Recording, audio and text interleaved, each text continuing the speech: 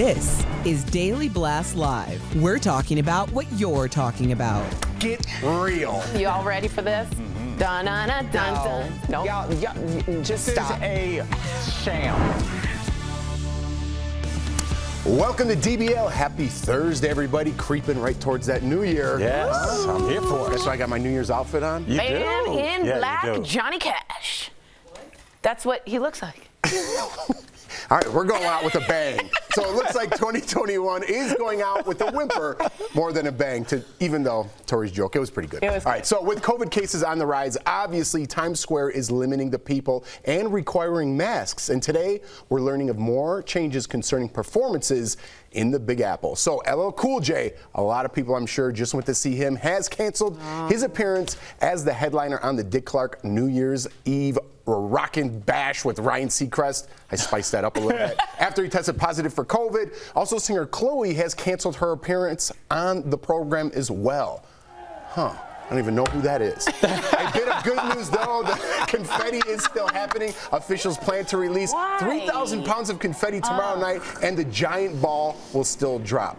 Do you know how much trash? Maybe cancel the confetti. Cancel the confetti, Maybe you cancel the guys. confetti. No, like guys, we need the garbage men confetti. do the garbage men, and it's sadder, Al, and you know this, with no one there and just pounds of confetti on an empty, slick New York road. That's sad. And then the garbage people have to clean it all up. We'll have nothing then, guys. We'll just have a sad 42nd Street. We have to We'll do have something a to drunk keep Anderson our. Cooper. That's what I want. I do want to see drunk Anderson and drunk Don. With Andy Cohen. Andy Cohen. They Those got to guys. have them Yeah. together. So are they going to be They there? are. Yep.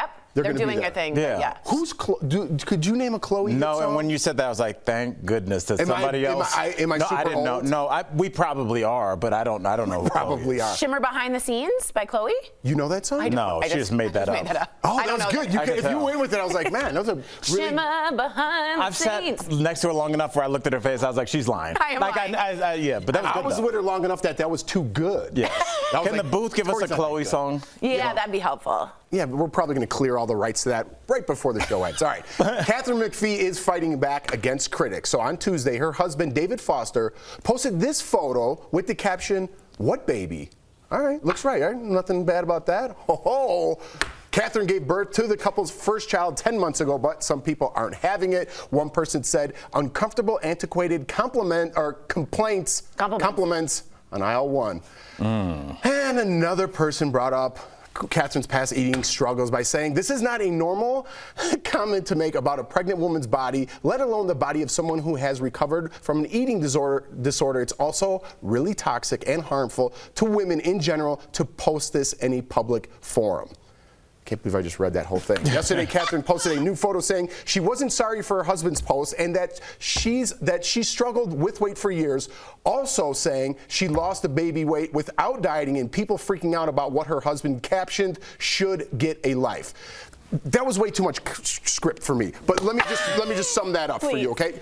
Her husband posted a picture which she has no problem with about her weight. Correct. That's what I'm saying. And idiots chime in with their long posts using stupid words and thinking that they're sticking up for her when they're making a problem when there isn't one. Correct. Sorry. Yeah. That should have been in the prompter. That's actually what Jeff said is in the prompter. Yeah, like, to be honest, what did Erica Cobb teach me was, like, stay out of people's bedrooms in terms of, like, what you think they should or should not be doing. These people are fine with this. Why are you jumping in? If you're upset about people with kinks, with fetishes, with whatever, that couple and unit is okay with it, I don't have a problem with it. I think it's great for them. So I completely agree with you, which is disgusting to say. Ew! But what about that long, drawn-on comment? Like, that person That's someone's own problem. Right, and they had a really, I mean, like, I don't spend that much time studying for the show. Right. Like, that was a long That's clear. I don't understand the vitriol, because what I saw, even though we can dismantle and say that I do know that women have been attacked for their bodies, I do know that they've been unfairly asked to. And she's had bulimia before. Let's bring that up. But the person they're talking about does not have a problem with it. So why are people making other people's problems their own? That's why it's like, frustrating. But that gets to a bigger point that I don't even know if we want to go there. But like I said, Jeff, the machine has to eat. And we talked about this off camera. And when I say the machine has to eat, there are people whose entire job, their whole platform is finding weight shamers, and then they talk about that, and their viewers respond to that. So this is another one of those stories.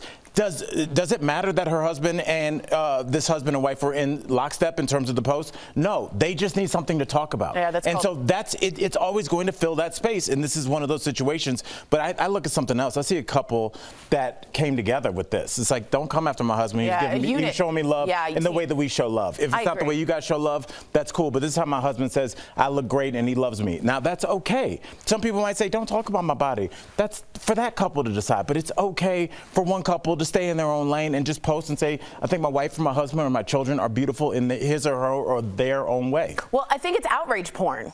And that's what you hate so much, which I'm starting to like understand more and more. Now, I think there's discernment in outrage porn. Some people should be fired. Some people should be held accountable. Some people should go to jail. But the need to always be angry with long posts about something isn't that new. Like PC culture in the 90s was also like that. Now we have cancel culture. So I think this is particularly maybe an American thing. Yeah, listen, I want to get to our next story because I think it's great too, but do you want her to say outrage porn again? I mean, she likes it. Okay. She's going out with a bang. Not a whimper. Not a whimper. But here's the thing. People like that are stirring the pot, right? When there's no pot to be stirred. Right. She doesn't have a problem with it, meaning Catherine McPhee, or neither does the husband. He didn't do anything wrong. She's stirring the pot in America. Other people are jumping on. Don't talk to women like that. Don't do that. I just have to throw out some stats. 15 out of 15 of the Christian Facebook pages on Facebook, the top 15 are run by bots. Not people, fake people in Eastern Europe. They're not people, but they're the top 15 Facebook. If you go to any profile, the leading top 15 are run by people starting problems. And all they do is stir the pot and stir the pot. And people jump on and they think it's real people, and they're being tricked by bots, and they watch it all day, and then they start writing hate things themselves, and then their world becomes hated. When it's like a cult. It is, and that's where we are in the world right now. No one has Catherine McPhee doesn't have a problem with this, but someone in the suburbs does that doesn't have a job, and now we're talking about it on the show? Yeah, I mean, I get it. And the saddest thing, and I know we got to move on, the saddest thing is I have learned in my adult life that even if I'm trying to give a compliment, that might not be a cool thing to say. And that's the saddest thing. I've learned a lot in terms of like things that I thought might have been complimentary, but they weren't. But we never talk about the fact of how much we've learned. It's always like that attack mode when it's like we should sit back and be like, man, in the last 5 years, I've learned, like, before I compliment somebody, to ask if it's okay, or, you know, don't reach for somebody, ask it like, hey, can I touch your skin? Right, exactly. Whatever. So I think I have learned, and it's sad that we only focus on the negative. And we're lucky, man, because we get to talk about it in person and have a conversation and learn from each other and learn what's right, or maybe some of our ideologies were wrong. You taught me so much on this show. You've taught me so much on this show. And it's because we had a conversation. That's right. You don't hate me. You don't want to burn my house down. You don't write long posts on my Instagram. That you know. Not yet. Yeah, that was Tori. All right, I want to get this story. It looks like a lot of tea is being spilled in HBO's upcoming Harry Potter reunion special. The 20th anniversary show will air this Saturday. So Emma Watson is expected to talk about why she wanted to walk away from the franchise, reportedly saying the fame was too much. Also, author J.K. Rowling will only appear in the show via old video clips. She was reportedly shut out of the recording after making controversial comments about trans people in 2020. I kind of want to get back to that. Daniel Rancliffe reveals his crush on co-star Helena Bonham Carter. He wrote the actress a love letter saying he wished he had been born 10 years earlier. Great for you, Daniel. Let's go back to JK, okay, for a second? Yes. I'm on one today. You think she's being canceled? The creator of this whole world, the creator of it, there would be no show, none of these people, Emma Watson, no love letter. Right. Can't go to the reunion because she has an opinion on the way someone else lives, whether it be right or wrong. Right. Shouldn't the whole show be shut down? Can I ask you a question? Yes, you may. If J.K. Rowling was anti-Semitic, should she be invited? Should the whole show be shut down? Should other people profit off of her vision? Well, other people did work. Off of anti-Semitic visions. Should other people But like profit Daniel off of Radcliffe did his job, so he should be, in my mind. But if you're so offended by it, the whole production should be shut down because it came from someone with the anti-Semitic's mind, right? Wouldn't you? Why would you watch that? If you don't agree with what Michael Jackson allegedly did to little boys, would you go on a ride at Michael Jackson land? But this is an ensemble piece, right, with a lot of people, and a lot of people included, the actors, the crew, et cetera, and a lot of people and fans that held it up as this empire of a whole grouping of books. And if you take all of that out because of the one person, to me, that seems unfair to the rest of the people who also put work in and disagree with J.K. Rowling. Now, I'm sure they asked the cast, should we include J.K. Rowling? All three of them, the main stars, have come out against what she said. And she has doubled down and doubled down on saying that she doesn't believe trans women can be called feminist, basically. She's Team TERF. She doesn't believe that. She has a hard time as a feminist believing in trans women acting as feminists. That is a stance that is aligned for them, that in their moral clause or whatever, doesn't compute with the rest of the group. Michael Jackson was kind of a solo guy doing it on his own. There weren't a bunch of people. No, there were a bunch of people working for Michael Jackson. Yeah, he created a Hundreds whole world. Of thousands of people. But if Hitler had a good idea for a ride at Disneyland, but it was so great, made so much money, would it be cool just to have that ride because Hitler thought of it? So we're just going to have that ride now at Disneyland? Why do these other people move on with their careers? If you're so disgusted by what she said, shut the whole thing down. That's what I'm saying. Don't remove her and move on and keep making money and profiting from someone's. But how is that fair to sort of the rest of the world? It's her idea. There would be no world without her. But it's okay to move on with if she sold the rights to that idea, which I'm assuming she did for a lot of money, licensing. She then loses that. It's almost like Lucas with Star Wars. George Lucas. But it's almost like your moral dilemma. It becomes. I don't agree with what she said, and I don't agree. I'm not sticking up for J.K. Rowling. I'm saying if you want to put all your chips on the table, walk away from the franchise. A lot of people have, by the way. Don't go to a reunion special when the creator of the whole thing isn't going to be there because of her ideology. Agree with it or not. But now you're going to continue to profit off of the franchise that this bigoted, disgusting person created? That doesn't make sense. And a lot of people have walked away from Harry Potter. A lot of people are really, really, really in mourning because they can't enjoy the same book. I bet you they cash those checks, though. I hear you. That's what I'm saying. I just always wonder, like, what's the moral line that we're talking about? Go all in. Don't post something and don't go to, I don't know. We'll be right back. Closed captioning provided by When we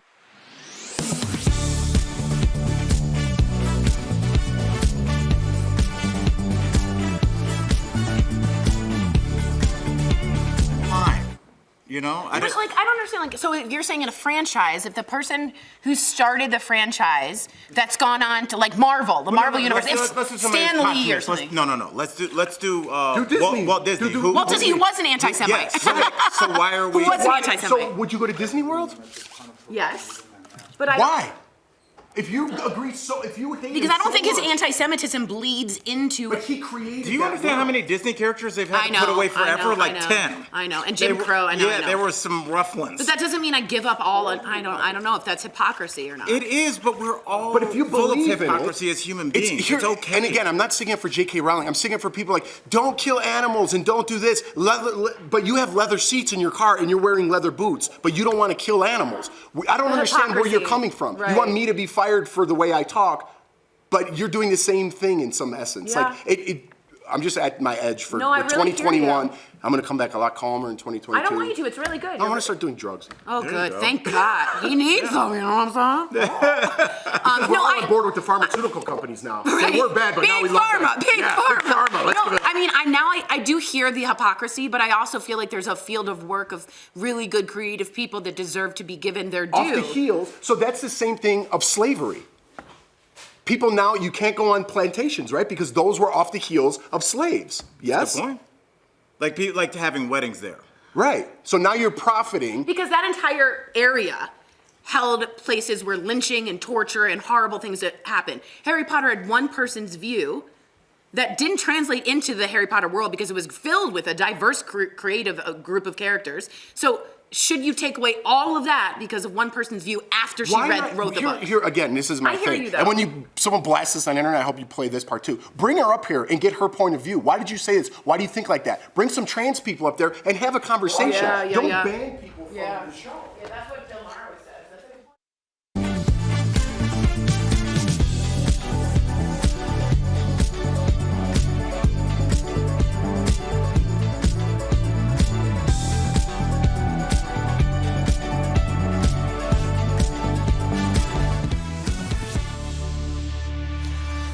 Welcome back.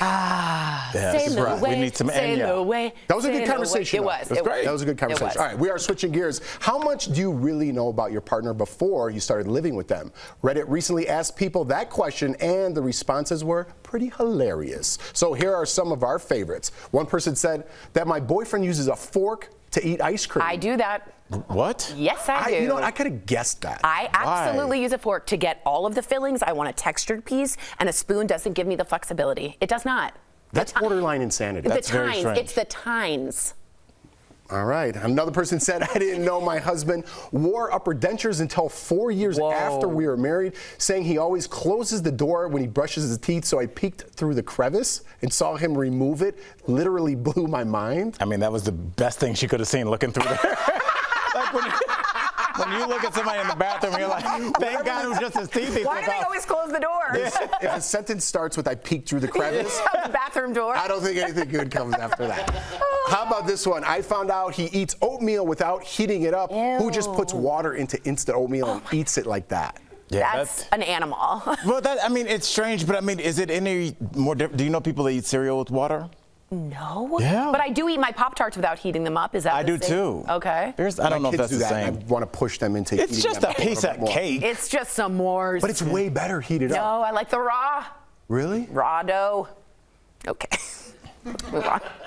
And this one, my husband drinks the tuna water instead of draining it. That is disgusting. That is bad. I don't think I could be attracted to you after No, that. because you know what that would smell like? Have you ever like walked out of the back of a bar and the trash can's back there and that leaky water The trash trash smell? juice. That's The what trash tuna juice. water smells like to me. Totally. I couldn't. Hey, listen, I'm going to give you guys this one. Did you ever drink the pickle juice, though? Yeah. Yes. Oh, okay, good. But there's something fishy and not I couldn't fishy drink about it, pickle. and I love fish. Right, I love tuna. you can't do that. Can't drink the tuna water. It's a weird thing. One thing I did learn, like my girl's very organized, like labels, Like compulsively? everything. It's whatever Border. the line is for, but it's like I didn't realize how great it is to live like that. Like I want labels. But do you have a weird one that Brooks does? That Brooks does? No, once he found out about my ice cream. your dentures. And my dentures, it was a game over. No, I'm kidding. We lived together 3 weeks after we started dating and like didn't tell anyone. So we knew a lot about each other. But I do eat my ice cream with a fork, which kind of grosses people out. You know what I just found strange. out? I make the bed every morning. It's like one of my habits. Yeah. And my wife remakes it.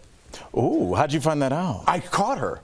You peeked through the crevice Dude, I of was the coming out door? of the bathroom. I'm like, oh, I forgot something. I'm like, did you just remake the bed? Is it- Why? And she's like, I need the tag on the bottom left. She thinks I have like hang-ups. I'm starting to notice a lot of hang-ups. A lot of hang-ups. That would be one of my girl Yeah. would definitely have an issue with Hang-ups. that. Yes. Coming up on DBL, how do you politely ask someone for their vaccine status? Well, Mr. Manners stopped by DBL to help us ahead of our New Year's plans. That's next.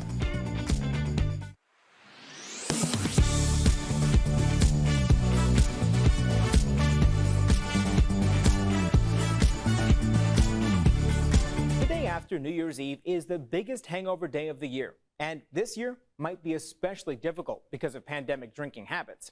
A top Google search trend showed a spike in alcohol-related questions, and several tweets claim there was an alarming spike in alcohol sales since last March. So, let's verify.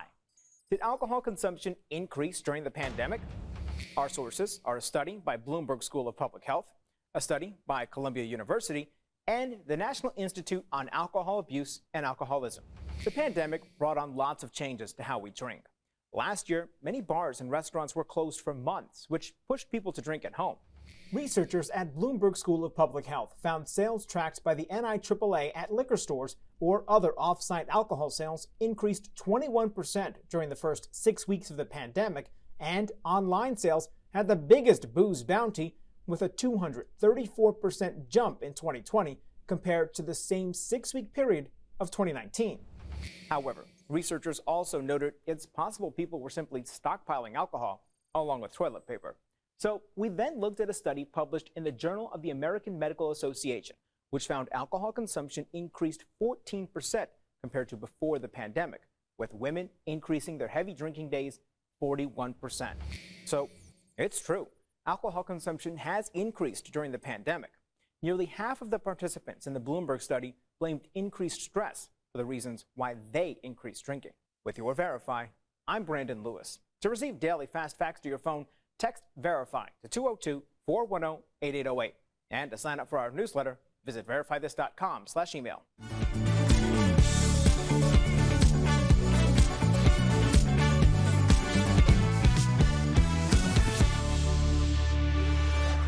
Welcome back. We're just days away from 2022, huh?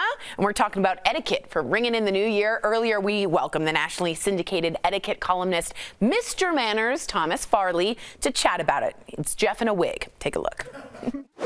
If you're having guests over for New Year's Eve, is there a polite way to ask their vaccination status? That's a great question. Is that something that we could handle this New Year's?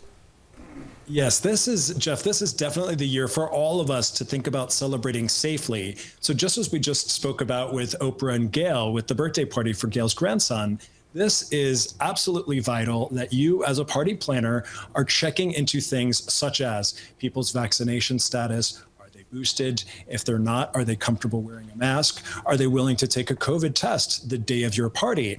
All of this data is this intel that you gather. This is information for you, but it's also information for your other guests as well. And so you, as a responsible host, of course, you're looking out for the enjoyment of your guests, but you're also this year, more than ever, looking out for their well-being. And how can you possibly do that unless you have that information? You then take that info and you set down standards. And it may be, frankly, that your standards just aren't strict enough for some guests who are following stricter standards in their lives. Other guests may feel, you know what, your standards are too strict and I don't feel like following them. That's all good, but you set that baseline, you don't deviate from it, so you don't make exceptions for people. And that way, there are no unpleasant surprises for anyone, and we don't make this an Auld Lang Syk rather than an Auld Lang Syne when we gather for the new year. Well said. All right, well, Thomas, I have to ask you, what about our unvaccinated brothers and sisters? You know, like how do we politely uninvite them? Sure. So Al, and this is a great question, and I would say ideally you don't uninvite because you haven't invited them in the first place until you know what everybody's status is. You start off, you're just gathering information. Once you've gathered that information, you make your decisions. What are my standards going to be? And it may be that you're comfortable having unvaccinated guests there, if that's your standard, providing they take that test, providing they are willing to wear a mask. If they say, I'm not vaccinated and I don't like your standards, okay, well, then they're not included in the gathering, but I still think there are ways to include them virtually, on Zoom, on FaceTime, or even the next day, you prepare that little thoughtful, if they live locally, a little care package of leftovers from the party the night before so they can still feel like they were part of the experience in a different way. I like that. I'm reading a book called Set Boundaries, Find Peace, and these all sound like boundaries. These are really good for me. My boundary is reading that book. Okay. Before we go, we do have to know what New Year's resolutions Mr. Manners makes for 2022. So what are yours and what advice do you have for DBL Nation?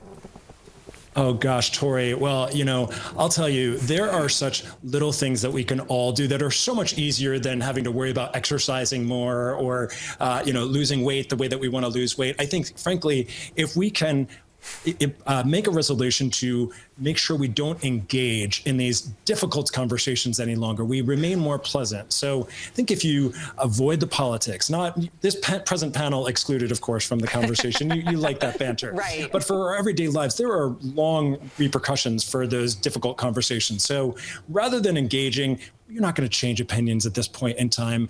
Opinions are baked in on politics, on masking. I would rather respond with something like, you don't say, or I hear you, or how interesting, and you leave it at that. I love that. And don't remember the little touches, the please, the thank yous, Yes. the sorries. Those little things go such a long way. Can we get a close-up of Jeff and you? Because our viewers are writing in left and right saying how much you guys look alike. Yeah, you guys look alike. You guys are twins. You don't think say. so? You guys are twins. You don't say. Yeah. He's the good I'm very version of flattered. me. If there's like a movie. Wow. He is the good version. Thank you, Mr. Manners. We'll be right back. That guy's great. We'll be right back. Promotional consideration is brought to you by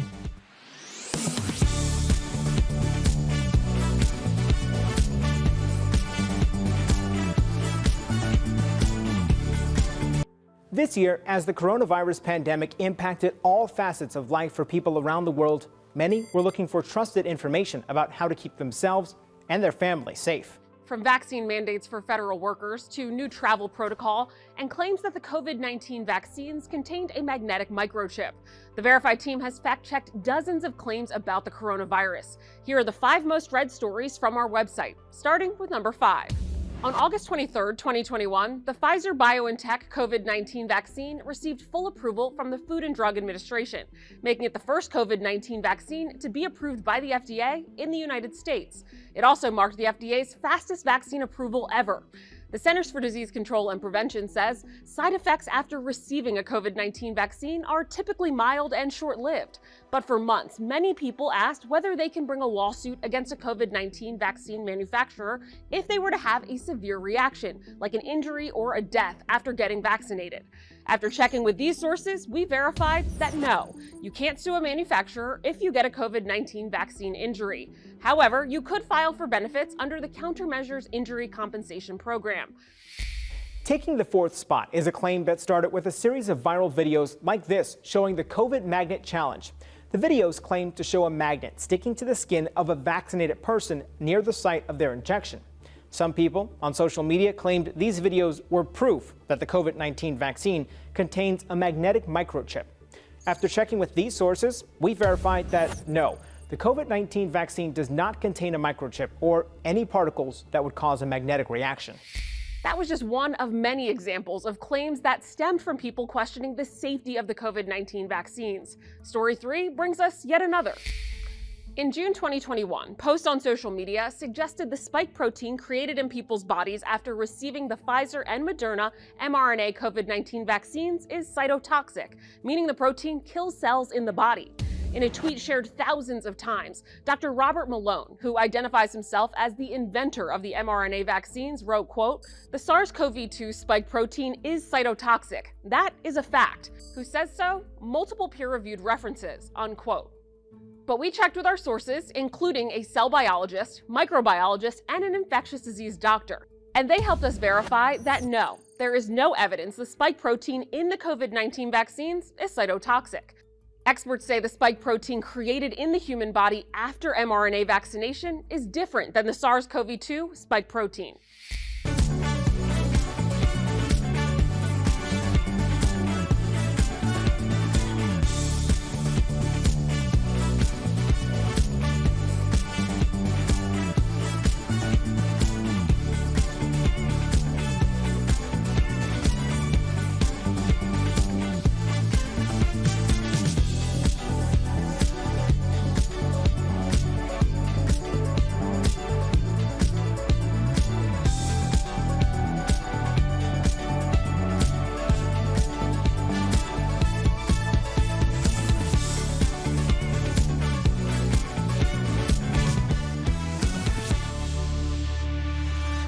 Welcome back to DBL. So, in the break, we looked up Chloe, the singer, got some info. So Watched some Chloe videos. was a duo with her sister Halle Bailey, the Chloe and Halle, okay? Not to be confused with Halle Berry, who was just confused with Halle Bailey in real life. Oh. But one of her songs is called Ungodly Hours, I had to look down, and Have Mercy. And I think we caught Beyonce Knowles' mom Yes, in Tina one of was the in that, videos. yes. We just Look at us. aged 20 years with this So conversation. 4 in the morning on New Year's. Well, have a great one, everybody.